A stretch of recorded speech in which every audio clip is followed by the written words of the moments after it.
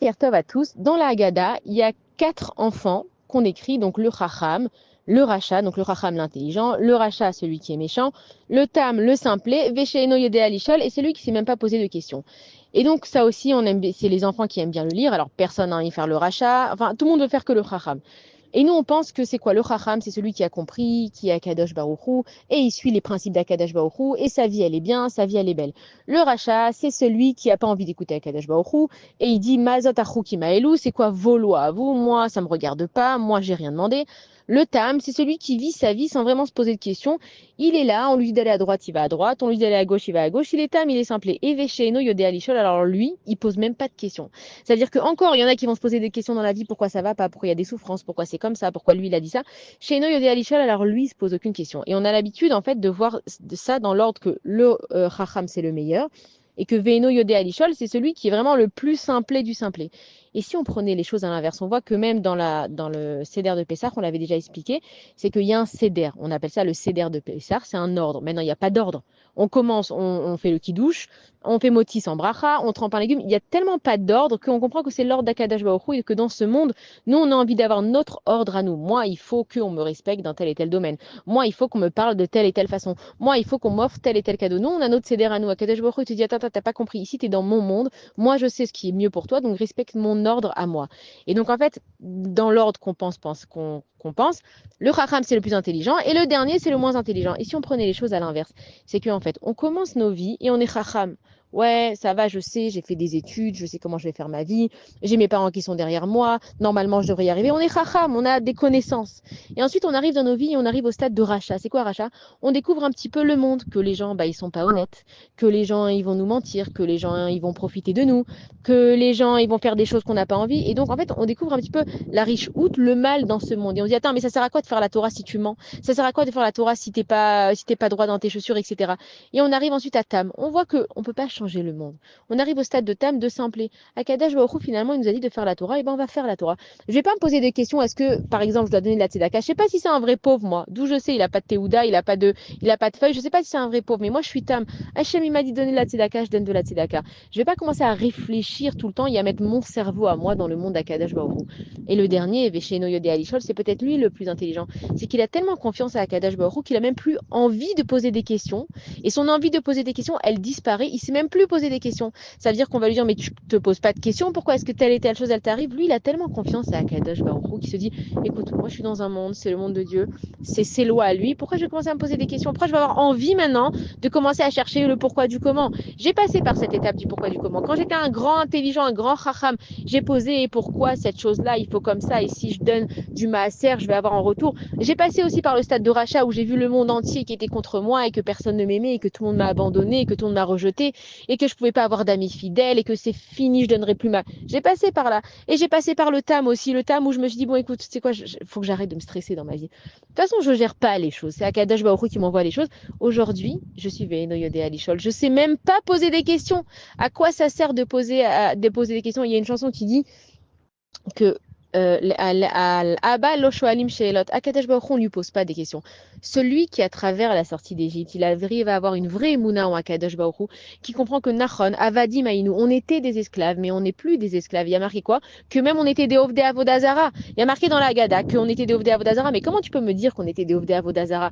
On était en Égypte, on a été fouettés, on a été massacrés, nos enfants, ils ont été jetés dans le Nil, les maris n'avaient pas le droit d'aller avec leurs femmes, les rôles des maris et des femmes, ils ont été inversés. Comment tu peux me dire qu'on était Ovdei Avodazara avec toute la souffrance qu'on a eue? Ça veut dire quoi? Ça veut dire que quand tu comprends pas en fait pourquoi Kadosh Baruch Hu t'envoie les choses et que tu as encore des questions et que tu es dans ta souffrance, c'est que tu comprends pas où est la place d'Akadosh Baruch Hu et pourquoi il t'envoie les choses. Donc on est Ovdei Avodazara de nous-mêmes. On croit que nous, on n'est pas méritant. On croit que nous, on fait pas assez bien. Mais ça n'a rien à voir avec nous. Moi, j'ai une Neshama qui doit faire un tikkun, qui doit se réparer. Et cette épreuve, elle arrive pour que je puisse me réparer. Si je refuse de me réparer, alors à ce moment-là, je reste dans ma souffrance. Mais c'est moi qui ai choisi de rester dans ma souffrance. Dès que moi, il y a marqué aussi dans la Gana, Vanitzak à Kadesh Baruch Hu, on a hurlé à Kadesh Baruch Hu. Pourquoi je me suis mise à hurler? Parce que j'ai dit, attends Hachem, je comprends. C'est moi qui décide de rester dans ma souffrance parce que je suis têtue. C'est moi qui décide de rester dans ma souffrance parce que j'ai pas envie de voir que je peux m'en sortir. C'est moi qui décide de rester dans ma souffrance parce que je me dis qu'il va falloir que je déplace des montagnes. Mais qui je suis, qui je pense être, il faut juste que Vanitzak El Hashem, que je crie à Kadosh Baruch Hu et que je lui dise à Kadosh Baruch Hu, sors-moi d'Égypte. Et on connaît cette histoire aussi qu'il y a une femme qui était en train de faire le ciment avec ses pieds, elle était enceinte et son bébé il est tombé et il est tombé dans le ciment et ça a fait une pierre et elle a hurlé. Elle a dit à Kadosh Baruch Hu, maintenant je comprends. C'est pas derech hateva, c'est pas derech haolam de souffrir comme ça. Une personne qui est dans la souffrance, il faut pas qu'elle accepte sa souffrance sans crier à Kadosh Baruch Hu. Alors accepter ta souffrance c'est bien, mais combien de temps maintenant tu vas rester dedans? T'as accepté, c'est bien, maintenant sors. En fait, à Kadosh Baruch Hu, qu'est-ce qu'il te dit? Il te dit, t'as compris que t'es en Égypte? T'as compris que c'est dur pour toi? Si tu comprends pas, je vais t'envoyer des coups. Et ils sont venus et ils nous ont fouettés, et ils sont venus et ils nous ont massacrés. T'as compris maintenant que t'es en souffrance? Maintenant crie à Kadosh Baruch Hu. Dis-lui Hachem, je veux sortir et explique-lui quelle est ta souffrance. Si je ne lui explique pas, c'est comme si je vais chez un médecin et que je dis voilà, bonjour monsieur le docteur, j'ai mal. Ok, vous avez mal où? C'est vous le docteur, c'est vous qui vous débrouillez. Mais non, je ne vais pas commencer à faire l'examen de tout ton corps. Si tu veux aller vite, explique-moi où tu as mal. Ok, bon, alors j'ai mal. La personne elle va dire j'ai mal à la jambe gauche. Très bien. Qu'est-ce que tu ressens comme genre de douleur? Ah non, c'est bon, allez, débrouille-toi, t'es médecin, t'as fait des années d'études, c'est pas pour rien. Mais tu veux aller vite? Tu veux sortir vite de ta galère ou tu veux qu'on prenne du temps et qu'on fasse des radios et qu'on fasse des examens? Ok, en fait, j'ai mal quand je me tiens debout. Et à ce moment-là, le médecin qui est à Kadosh Baruch Hu, quand je lui explique Hachem, j'ai mal parce que j'arrive pas à m'entendre avec mes enfants et je ressens en moi de la douleur, je me sens peut-être rabaissée. À Kadosh Baruch Hu, j'ai mal parce que mon boss, il veut pas m'augmenter. Qu'est-ce que ça fait quand on t'augmente pas? Est-ce que tu penses qu'en fait, tu es dépendant de la parnassa de telle et telle personne? Donc en fait, tu te trompes parce que tu as mis toute ta foi dans ton boss, tu as oublié de penser à moi. Donc si tu es triste parce que ton boss il t'augmente pas, tu as oublié que moi j'étais là et que c'est moi qui gère ton boss. Ça veut dire que Akadosh Baruch Hu dans la sortie d'Égypte, il est en train de nous expliquer tout simplement comment sortir de nos souffrances. Donc d'abord tu analyses ta souffrance et tu regardes pourquoi est-ce que tu es souffrant.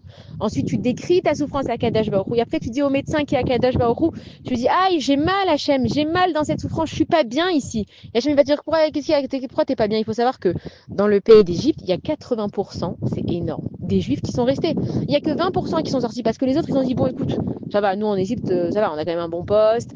Franchement, l'argent, bon, c'est pas le paradis, mais on peut s'en sortir. Le manger, quand même, c'est sympa. Il y a un bon climat, il fait chaud, on peut se mettre à l'ombre. Le Nil, franchement, c'est détente. On va tous les dimanches avec les enfants. Il y en a qui sont restés en exil. Ceux qui sont sortis, c'est ceux qui ont fait Vanitzak, c'est ceux qui ont hurlé à Kadosh Baruch Hu. Ils ont dit non, il y a autre chose que ça. C'est pas juste la vie dans la souffrance. Il faut accepter sa souffrance, l'analyser. Mais après, il faut dire à Kadosh Baruch Hu, débarrasse-moi de ça. T'as créé un monde tellement beau, tellement magnifique. C'est sûrement pas pour rester dans nos exils. Et c'est ça en fait que la Haggadah, elle vient te dire. Elle te raconte plein d'histoires. Elle te raconte que Rabbi Akiva, il a parlé, et il te raconte comment ça s'est passé, et il te raconte comment on a été fouetté. Et à Kadosh Baruch Hu, il a mis tellement de détails dans la Haggadah. C'est simplement comment sortir de l'Égypte, de ta souffrance. Donc quand on arrive à Pessah et qu'on raconte l'histoire à nos enfants, c'est important de leur dire où t'as mal mon fils. Qu'est-ce qui te dérange dans ta vie? Et le fils il va te dire ouais la vérité, moi j'ai un copain à l'école, il m'embête. Et pourquoi il t'embête ton copain? Parce que machin, bon, il va raconter cette histoire et puis tu sais quoi? Ce soir tu parles à Kadosh Baruch Hu et il va t'aider. Et c'est comme ça qu'on donne l'aïmouna aux enfants et c'est comme ça que nous on se donne à nous-mêmes l'aïmouna. Mais nous on a un grand truc dans nos vies, on a toujours peur d'être déçus, que peut-être je vais trop croire en telle chose et qu'elle va pas arriver. Ça veut dire que j'ai même pas encore parlé à Kadosh Baruch Hu, j'ai déjà fait rentrer le doute dans ma tête. Comment tu veux que ma foi en Dieu, elle soit shléma? J'arrive avec de la peur. J'arrive et je dis bon Hachem, regarde, j'aimerais bien que tu me sortes. Après, possible que tu me sortes pas. Mais bon, j'aimerais bien que tu me sortes. Mais t'as pas la foi en Dieu alors. Donc cette nuit-là, Manishtana Alayla, Alayla, ça s'est passé en plein milieu de la nuit. À Kadosh Baruch Hu, il te dit ma fille, mon fils, tu veux sortir, tu cries. Tu veux t'en aller de tes souffrances, explique-moi en quoi tu souffres. Et on sait que Paro, il est venu nous sortir en plein milieu de la nuit et qu'on a eu le temps de faire que des matzot. Maintenant, le temps de cuisson de la matzah, c'est 18 minutes. 18 minutes, c'est pas beaucoup. Ça veut dire que, encore une fois, 18, c'est le mot chai. Akadosh Baruch Hu, il te donne 18 minutes pour que tu t'en sortes dans ta vie. Combien de temps c'est déjà 18 minutes quand tu as tellement d'affaires à prendre? Et on est sorti avec des familles, avec des enfants, on avait de l'or, on avait à manger. 18 minutes, Akadosh Baruch Hu, il t'a laissé Gematria à la valeur numérique de chai, qui veut dire la vie. Tu as 18 minutes le soir de Pessah pour sortir. Et dans 18 minutes, tu n'as pas le temps d'avoir le doute. Dans 18 minutes, tu n'as pas le temps de penser est-ce que tu vas prendre cette robe-là ou est-ce que tu vas avoir froid dans le désert.